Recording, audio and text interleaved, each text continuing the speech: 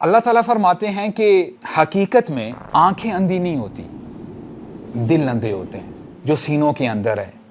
جب اسلام کی روشنی دل کے اندر داخل نہیں ہوتی وہ بندہ اندھا ہے، چاہے وہ جتنی مرضی جو ہے اس کی بینائی تیز ہو۔ اور وہ آیت آپ کو یاد ہے نا جہاں پہ اللہ تعالیٰ فرماتے ہیں وَمَنْ أَعْرَضَ عَنْ ذِكْرِي فَإِنَّ لَهُ مَعِيشَةً ضَنْكًا وَنَحْشُرُهُ يَوْمَ الْقِيَامَةِ أَعْمَى۔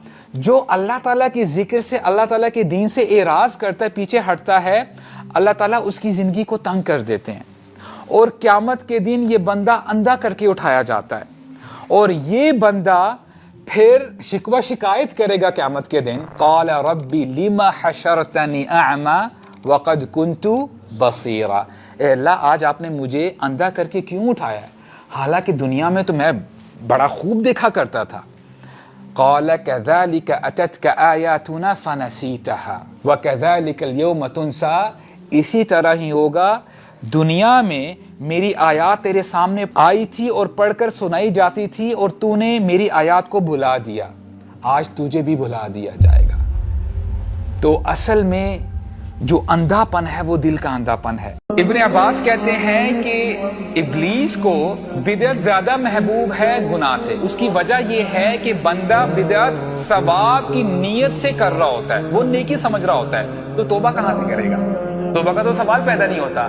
اب جو گناہ ہے، گناہ تو بندے کو پتہ ہے، کر تو لیتا ہے وہ انفلوئنس میں آ کے، رائٹ، اپنے ایموشنز میں آ کے، لیکن اس کو پتہ ہے میں نے کام غلط کیا، اور پھر وہ توبہ طائب ہوتا ہے، استغفار کرتا ہے، تو وہ گناہ ختم ہو جاتا ہے۔ بدعت کو تو وہ سیلیبریٹ کرتا ہے، وہ تو دین کا حصہ سمجھ رہا ہے۔ تو اللہ تعالیٰ ہمیں بچا کے رکھے۔ اللہ تعالیٰ تو بار بار فرماتے ہیں کہ تمہیں میں لازماً آزماؤں گا، زندگی ہمیشہ تمہارے مزاج کے مطابق نہیں چلے گی، ہمیں صبر کے بارے میں نہیں سکھائے گا کہ صبر ہوتا کیا ہے۔ اور جب آپ قرآن مجید اٹھا کے جب آپ پڑھتے ہیں، آپ کو بار بار اللہ تعالیٰ فرماتے ہیں کہ صبر کا دامن نہ چھوڑنا، یا ایھا الذین آمنوا استعینوا بالصبر والصلاۃ۔ تمہاری زندگی میں جو ڈیفیکلٹیز آئیں گی، جو تمہیں ویپن استعمال کرنا ہے، اس وقت کیا کرنا ہے، تم نے نماز کا دامن نہیں چھوڑنا اور تم نے صبر کا دامن نہیں چھوڑنا۔ I mean this is the weapon you have to use when you are in a difficult situation۔ شیطان کا ٹارگٹ کیا تھا کہ انسانوں کے کپڑے اتار دیے جائیں، اور یہ ذلت ہوتی ہے ایز اے ہیومن بینگ۔ ہمارے ہاں there was a time کہ گاؤں دیہاتوں میں ابھی بھی ہوتا تھا کہ جب کسی کو ذلیل کرنا ہوتا تھا تو یعنی ایک فریز چلتا تھا کہ جی اس کے کپڑے اتارا دو، چوراہے میں اس کو ایسے کر دو، اور یہ بہت بڑی ایک آنر کی بات ہوتی تھی کہ بندے نے اچھے کپڑے پہنے ہیں اور ڈیسنٹ فیشن میں۔ تو اب how Satan played down the line، situation یہ ہے کہ the lesser clothes you have the more modern you are۔ جتنے آپ اپنے ماڈسٹ ہو کے آ رہے ہو تو لوگ آپ کو بولیں گے یہ کیا آپ نے دقیانوسی آپ نے کی ہوئی ہے، یہ کیا آپ کر رہے ہو۔ تو we have to understand کہ شیطان کا حملہ سٹیپ بائی سٹیپ چلتا ہے۔ اے وہ انسان جو اپنے آپ کو مصلح کہتا ہے، جو لوگوں کی اصلاح کرنا چاہتا ہے، جو دنیا میں خیر لے کے آنا چاہتا ہے، یہ جان لو کہ دنیا میں خیر نیکی کا حکم دینے سے آتی ہے اور برائی سے روکنے سے آتی ہے۔ ہمیں نا ٹو بی ویری آنیسٹ خوشی منانے چاہیے کہ ہم لوگ مسلمان ہیں، الحمدللہ۔ We don't have to exercise and do gymnastics. ہمارے لیے سب کچھ الحمدللہ کلیئرلی بتا دیا گیا ہے کہ یہ تم نے کرنا ہے اور اس سے تم نے بچنا ہے۔ اللہ کے نبی نے تو یہ فرمایا ہے کہ دیکھو میں دو بھاری چیزیں تمہاری طرف چھوڑ کے جا رہا ہوں، تم ہرگز گمراہ نہیں ہوگے جب تک تم ان دو چیزوں کو تھامے رہو گے، اللہ کی کتاب اور میری سنت۔ اور ایک اور نریشن میں ہمارے نبی فرماتے ہیں صلی اللہ علیہ وسلم کہ میں تمہیں اس راستے کی طرف چھوڑ کے جا رہا ہوں جس کی راتیں دن کی طرح روشن ہیں۔ تو الحمدللہ اب دیکھیں ایکس وائی زیڈ جو بھی بات کر رہا ہے، اگر وہ قرآن اور سنت سے میچ کرتی ہے تو will be the first one to follow that. اگر وہ میچ نہیں کر رہی، جتنی مرضی لوکریٹو ہے، ہم اس کو بالکل ایکسیپٹ نہیں کریں گے۔ ہمیں اپنے دین کے بارے میں پتہ ہونا چاہیے کہ ہمارے لیے کیا اچھا ہے، اور ہمیں اس چیز کا یقین ہونا چاہیے اللہ تعالیٰ نے اگر کوئی چیز ہمارے لیے پروہیبٹ کی ہے، اس سے بچنے کا کہا ہے، اس میں ہماری خیر ہے، الحمدللہ اس کا یقین ہونا چاہیے۔ نالج ہمارے پاس اویلیبل ہے، لیکن پھر بھی آج وہی والی بات ہے کہ چاہے وہ برتھ ڈیز ہیں یا کسی کو وش کرنا ہے آن کرسمس، ہمارے پاس اتنا وقت نہیں کہ ہم دیکھیں تو صحیح ہمارا دین کیا کہتا ہے۔ تو جہاں پہ ٹیکنالوجی کا ایڈونٹ ہوا ہے، اس کے ساتھ ساتھ میں سمجھتا ہوں زیادہ ہماری پکڑ بھی اتنی ہونی ہے کہ نالج تمہارے سامنے تھا، تمہارے پاس تھا، what were you doing? You were so busy in this worldly life کہ تمہیں توفیق ہی نہیں ہوئی کہ تم دیکھتے تو صحیح کہ ہمارا دین کیا کہتا ہے۔ So we have to come back to the knowledge، ہمیں دین سیکھنا چاہیے before it gets too late۔ When the heart is empty، جب آپ کے دل میں اللہ کی محبت نہیں ہے نا، آپ ہر دوسری چیز میں نا مزہ لینے کی کوشش کرتے ہو۔ You want to fill that vacuum. جب تک ہم اپنے دل کو اللہ کی یاد سے، اللہ کی محبت سے نہیں نہ بھریں گے، ہم کبھی بھی خوش نہیں ہو سکتے. چاہے آپ نیو ایئر میں لا لیں، آپ شراب پی لیں، ڈرگز میں چلے جائیں، پھر بھی جب آپ کو ہوش آئے گی نا، you will be miserable کہ نہیں یار میں نے جو بھی کیا غلط کام کیا. رسول اللہ صلی اللہ علیہ وسلم نے فرمایا من كانت الدنيا همه جعل الله فقره بين عينيه. جس شخص کی فکر یہ دنیا بن جاتی ہے بس، تو ہوگا کیا؟ اللہ تعالیٰ فقر کو اس کی آنکھوں کے سامنے لے آئیں گے. اور کیا ہوگا؟ اس کے کاموں کو بکھیر دیں گے. آپ صبح اٹھتے ہیں، ٹو ڈو لسٹ بنائیں گے کہ جی میں نے یہ 10 کام کرنے ہیں، لیکن رات ہو جائے گی، آپ نے 14 گھنٹے لگا دیے، 12 گھنٹے لگا دیے، آپ کہتے ہیں کہ ابھی تو صرف 2 یا 3 ٹاسک ختم ہوئے ہیں. یہ کیا بات ہوئی؟ میں نے پورا دن لگا دیا ہے، میرے کام ہی نہیں ختم ہو پا رہے. آپ کے معاملات ختم ہی نہیں ہوں گے. پھر بھی اتنی محنت کرنے کے باوجود دنیا اتنی ہی ملے گی جتنی اللہ تعالیٰ نے لکھی ہوئی ہے.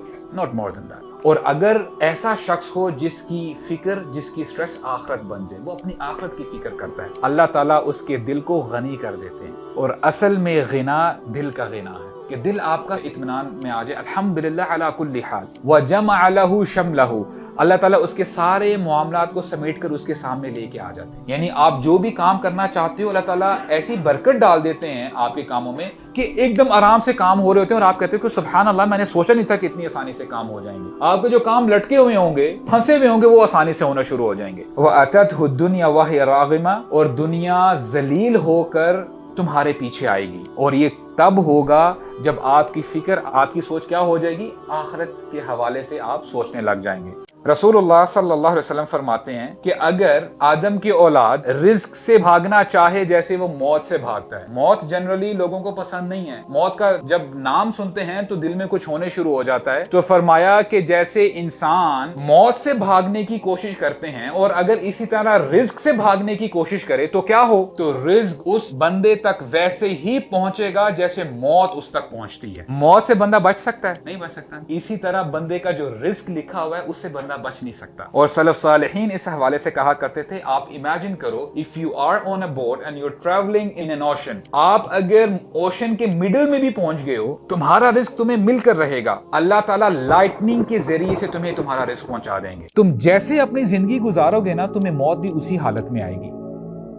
اگر تم دیکھنا چاہتے ہو تمہیں موت کس حالت میں آئے، بس یہ دیکھ لو کہ تم آج کیسی زندگی گزار رہے ہو. It's that simple.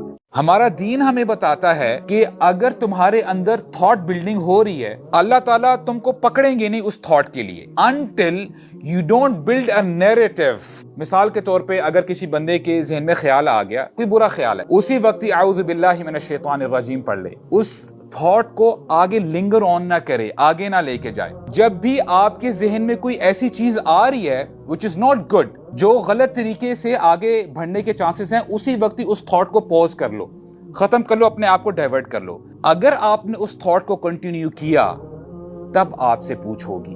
ہر گناہگار کو پتا ہے کہ جیسے ہی وہ گناہ کرتا ہے ایک بے چینی سے شروع ہو جاتی ہے. وہ جو ایک ریمورس، ریگریٹ کہ کاش میں یہ نہ ہی کرتا تو بہتر ہوتا، اس سے پہلے ذرا سٹیپ بیک کر کے دوبارہ اپنی زندگی کے بارے میں سوچ کہ میں کبھی بھی اپنے رب کو ناراض کر کے خوش نہیں رہ سکتا، چاہے میں جتنا مرضی آگے چلا جاؤں گناہوں میں. یہ ریلائزیشن اپنے اندر لے کے آ جا. یا باغی الشر اقصر، اے گناہگار اب تو رک جا. اللہ تعالیٰ فرماتے ہیں من المؤمنین رجال صادقوا ما عاہدوا اللہ علیہ. مؤمنین میں سے کچھ مرد مومن ہیں، رجال، جنہوں نے سچ کر دکھایا جو انہوں نے وعدہ اللہ تعالیٰ کے ساتھ کیا تھا. اے اللہ، اگر آپ ہمیں موقع دیں گے، آپ دیکھیے گا کہ میں اپنے وعدے میں سچا ہوں، میں بیک فٹ پر نہیں جاؤں گا، میں پیچھے نہیں مڑوں گا، میں پیچھے مڑ کر بھاگ نہیں جاؤں گا. ان مؤمنین میں سے، ان مردوں میں سے کچھ ایسے بھی ہیں جنہوں نے اپنا وعدہ سچ کر دکھایا، میننگ کہ they died as a martyr. اور کچھ لوگ منتظر ہیں. اب یہاں سے پتہ چلتا ہے ہو سکتا ہے کچھ ایسے لوگ ہوں جن کے دلوں میں ابھی بھی ایسی تمنا ہے کہ اے اللہ، اگر آپ ہمیں موقع دیں گے میں آپ کی راہ میں شہید ہوں گا. ان کو موقع نہیں ملا اور وہ یہ دعا کرتے ہیں، اللہم انی اسألک الشہادۃ فی سبیلک، اے اللہ میں سوال کرتا ہوں کہ آپ کی راہ میں شہید ہوں. اور اگر ایسے لوگ اگر اپنے بستر پہ مر جائیں، اللہ تعالیٰ کے ہاں یہ شہداء ہی کنسیڈر کیے جائیں گے کیونکہ ان کی نیت ایسی تھی. Why should we strive for دنیا in first place؟ ہم دنیا کے بارے میں کیوں اتنا سوچیں، کیوں اتنی محنت کریں؟ ہمارے نبی فرماتے ہیں علیہ السلام، اربع من السعادہ، 4 چیزیں خوشی کی باتیں ہیں. المرأة الصالح، a pious wife، والمسکن الواسع، a big house, والجار الصالح, a righteous neighbor, والمركب الهني, and a good car یا good conveyance. آپ مجھے یہ بتائیں ان چاروں چیزوں میں سے آپ کو کہیں آخرت نظر آ رہی ہے؟ یہ ساری چیزیں کس سے ریلیٹڈ ہیں؟ دنیا سے.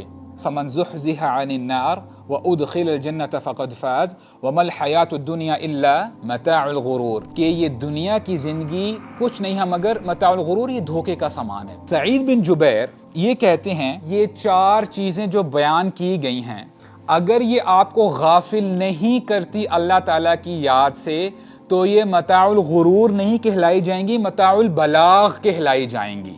بلا کا مطلب یہ آپ کو ہیلپ کریں گی آپ کے گول کو اچیو کرنے کے لیے. واٹ از دا گول؟ کہ آپ نے اللہ تعالیٰ کو خوش کرنا ہے، ناراض نہیں کرنا.